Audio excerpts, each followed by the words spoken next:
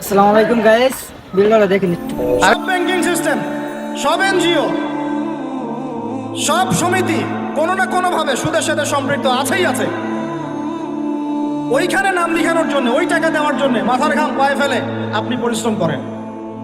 আমরা প্রত্যেকেই মায়ের সাথে জানা করি, নাউজুবিল্লাহ।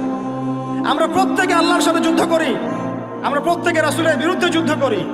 এরপরেও আমরা মুসলমান দাবি করি, জান্নাত পেতে চাই। আর কিভাবে বললে কথাগুলো বুঝবেন আমি জানি না। সূরা বাকারার 279 থেকে আয়াতগুলো পড়তে থাকেন। ইয়া আইয়ুহাল্লাযীনা আমানু, হে মুমিনগণ, ইত্তাকুল্লাহ, আল্লাহকে ভয় করো। ওয়া যারু মা বাকিয়া মিনার রিবা, সুদ ছেড়ে দাও। ইন কুনতুম মুমিনিন, যদি মুমিন হয়ে থাকো সুদ ছেড়ে দাও। ফা ইন লাম তাফআলু, যদি সুদ না ছাড়োস, কথাটা এরকম ঢাকাইয়া ভাষায়, যদি সুদ না ছাড়োস, ফাযানু বিহারবিন মিনাল্লাহি ওয়া রাসূলিহি, তাহলে আল্লাহ এবং তার রাসূলের সাথে যুদ্ধের ঘোষণা শুনে না। আল্লাহ এবং তার রাসূলের সাথে যুদ্ধ করে কেউ সফল হবে?